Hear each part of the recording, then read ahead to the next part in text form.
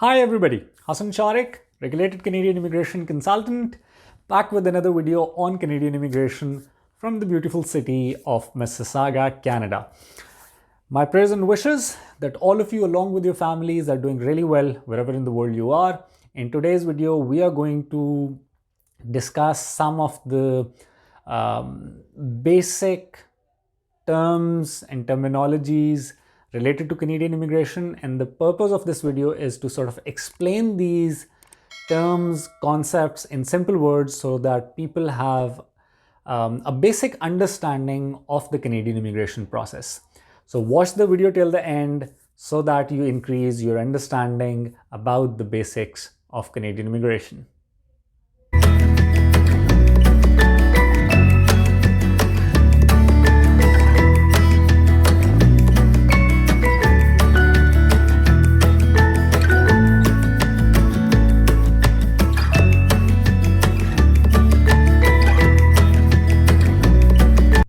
So first of all, skilled migrant or skilled migration. Now, Canada has various streams of migration. Skilled migration is where Canada looks for professionals from outside of Canada, and in some cases from within Canada, people who are here as students or temporary workers who have good education, few years of work experience, so they are professionals, they have professional skills, they have good communication skills in terms of English language ability or French ability, one of the two official languages of Canada, and they're of a young age. And when I say young, ideally close to about late 20s, early 30s.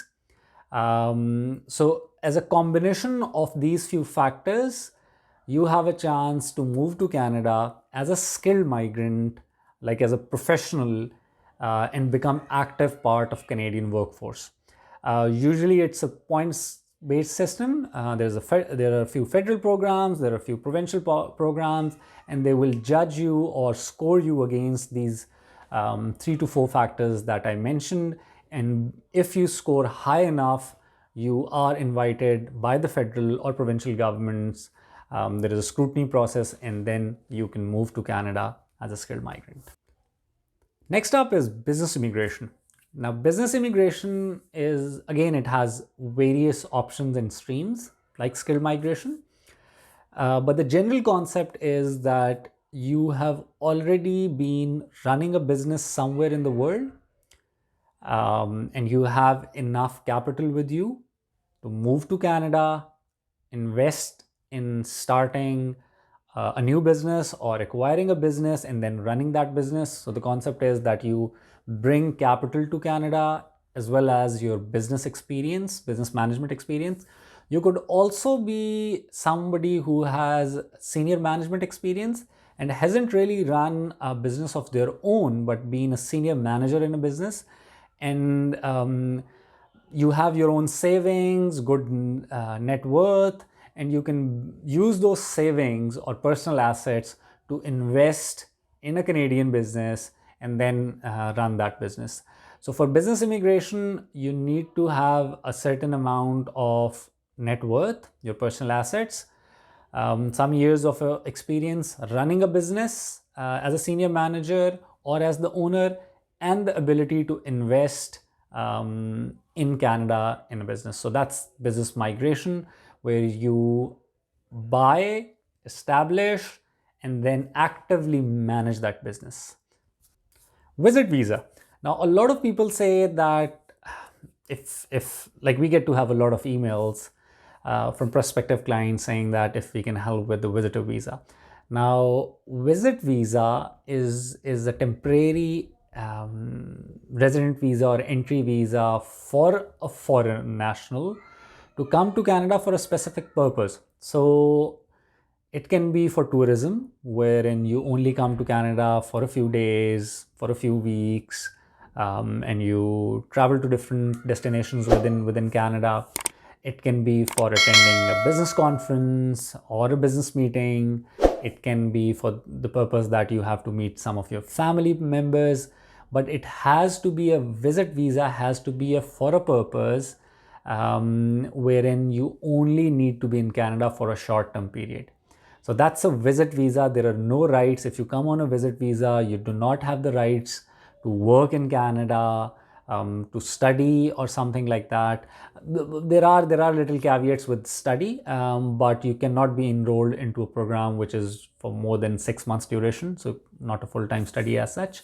But visit visa, the sole purpose is that you want to come to Canada for a short-term period. It can be for a family reunion, meeting your family. If you have children, maybe you have your siblings settled in Canada. It might be specifically for the purpose of tourism. It might be specifically for the purpose of business, wherein you have a meeting to attend, you have to buy something, you have to sell something as a foreign company representative.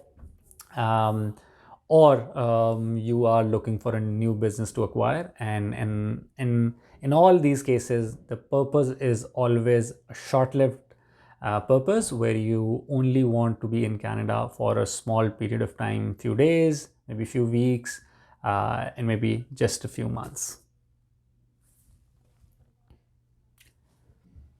Study permit. So study permit is the terminology which is used for a Canadian student visa. If you wish to study in Canada for an academic program, for a program which is 6 months or more in duration, you require a study permit to be granted. With study permit,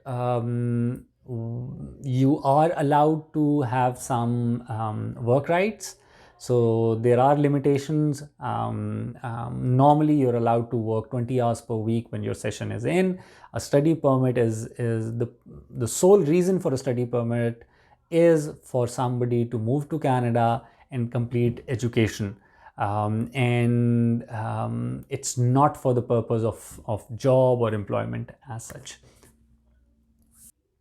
Work permit. Now, there's a lot of questions and queries about it. A lot of people say that if they can be granted an open work permit. Now, keep in mind that in Canada, when you have a work permit, normally that work permit is tied or linked to an employer.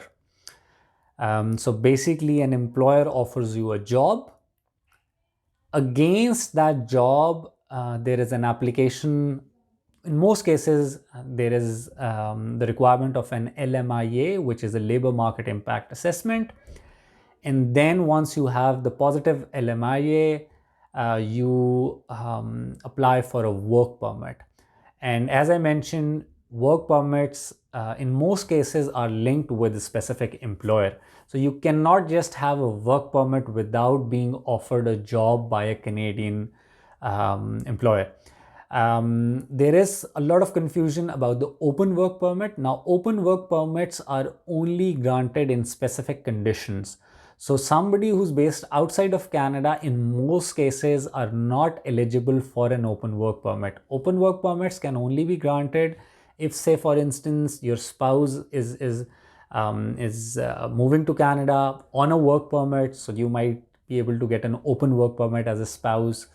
If your spouse is moving to Canada on a study permit, like doing their studies, and you're accompanying them as well, you can apply for an open work permit.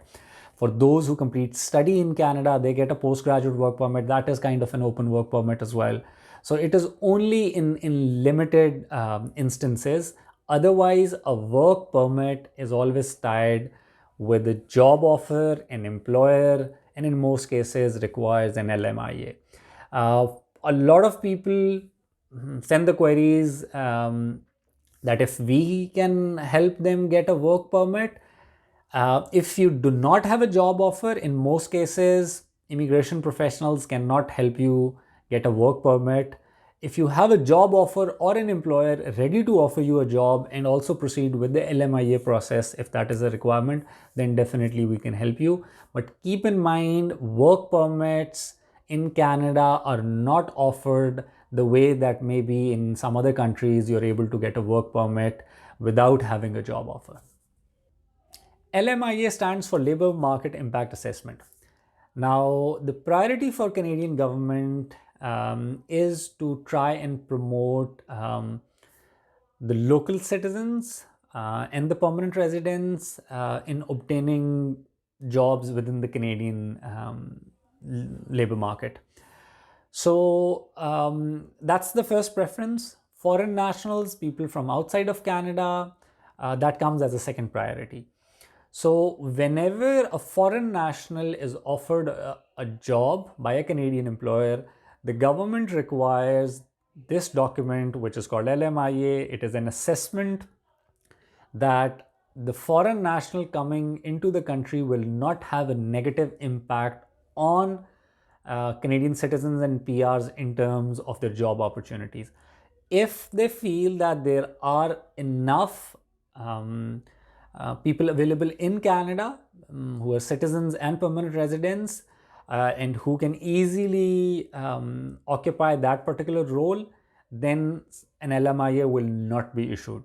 So an LMIA is usually issued in instances where there is a shortage for certain professions, or your skill set is such that such skill set is not easy to be located or found within the human resource that is in Canada, or the cost might actually be high, or the person who's coming from abroad might bring in such professional skills that will actually help increase economic activity in Canada and would increase the opportunities for Canadian PRs and citizens in a broader context.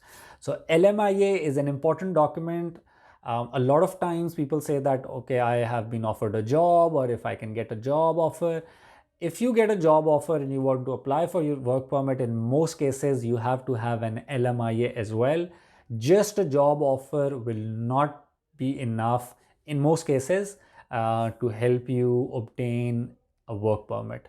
So an LMIA is like a foundation for most of applicants, foreign applicants, to secure a work permit. ECA, Educational Credential Assessment. In simple, it is a Canadian equivalence of all your education that you've completed outside of Canada.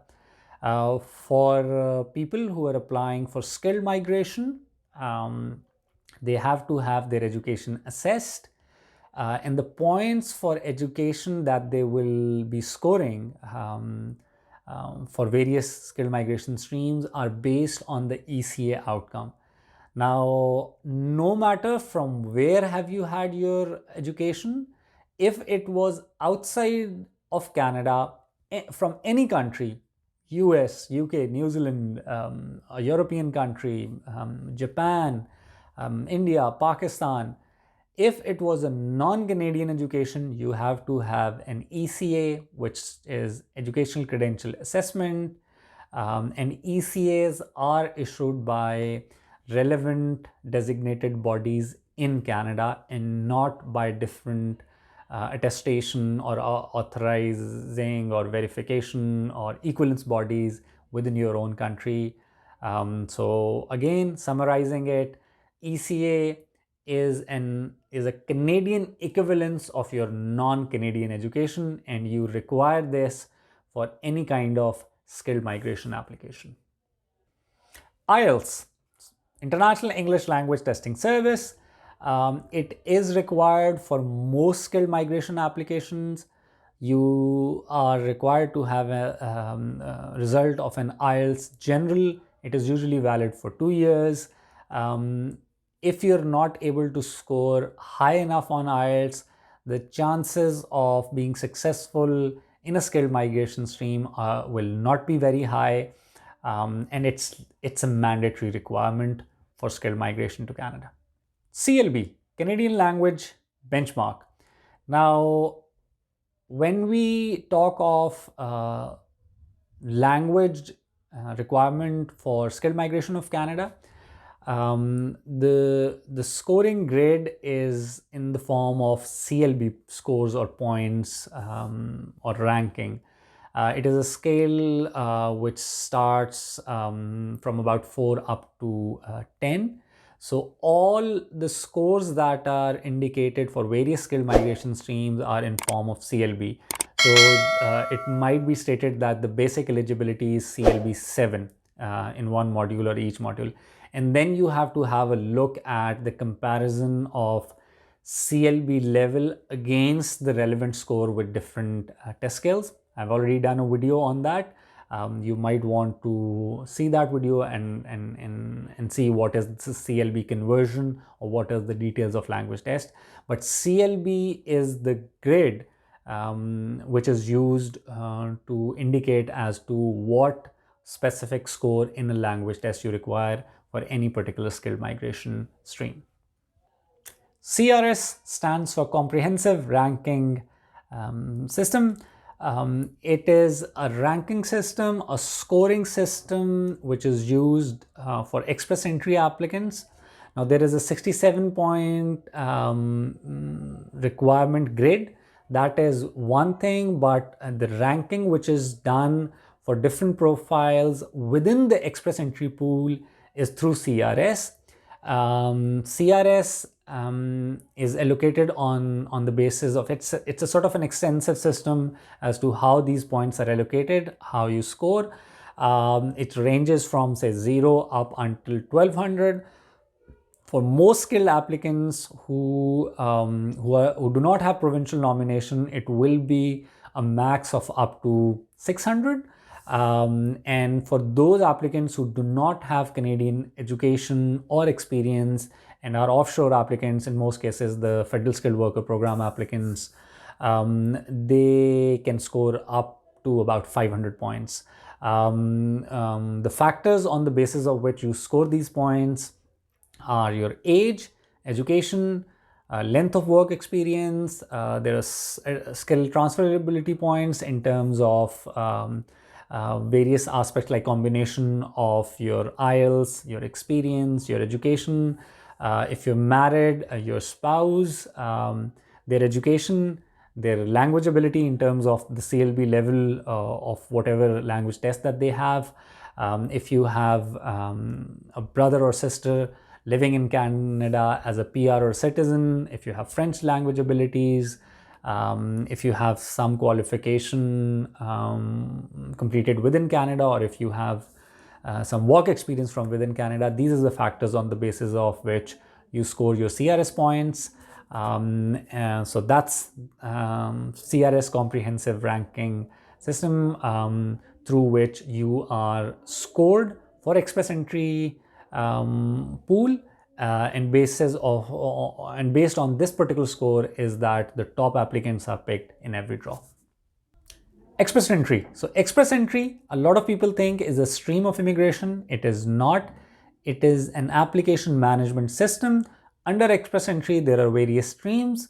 So in terms of federal programs, there is the Federal Skilled Worker Program, there is the Canadian Experience Class, there is the Federal Skilled Trade Workers Program, but express entry is only a system of managing the applications and not a stream in itself. A lot of people say that express entry versus PNP. No, that's not the case. Some of the PNP programs like Ontario and Alberta are managed through the express entry system as well. PNP, Provincial Nomination Program. So each of the various territories, provinces and territories of Canada have got their own provincial nomination program. Every year, Government of Canada allocates a specific number to each of the province, primarily based on the population of that particular province. And the province can further distribute these annual numbers that they have, the annual allocation numbers that they have, into different streams, like skilled migrants, like business migrants, and other streams as well. And these provincial nominations, again, as I said, that each province has its own streams. They vary in their requirements, in their processes. The way it works is that if you're able to secure a provincial nomination by a province and it is somehow part of the PNP system, you get extra 600 points under the express entry system, and then you can secure permanent residency through that PNP route. NOC code. NOC is National Occupation Classification. So all professions in Canada have been classified and categorized into various categories, and each profession has been given a specific code, which we call as NOC code. There are different skill levels, and then each profession, each NOC has a description. So to be successful for skilled migration, you have to nominate a profession, and then you have to provide documentation to support that the work experience that you've had is as per the description of that particular NOC. Family immigration. So this is a common query. A lot of people say that I want to have family immigration, and when they say family immigration, a lot of them think that there is some kind of a possibility where if they have a relative in Canada, they can sponsor them all. Yes, eligible relatives in Canada can sponsor, but these are very specific cases. So maybe, say for instance, if you are a Canadian permanent resident or citizen, there are certain ways that you can sponsor your parents. You can spend, if somebody is living in Canada and they get married, they can sponsor their spouse, they can sponsor their kids.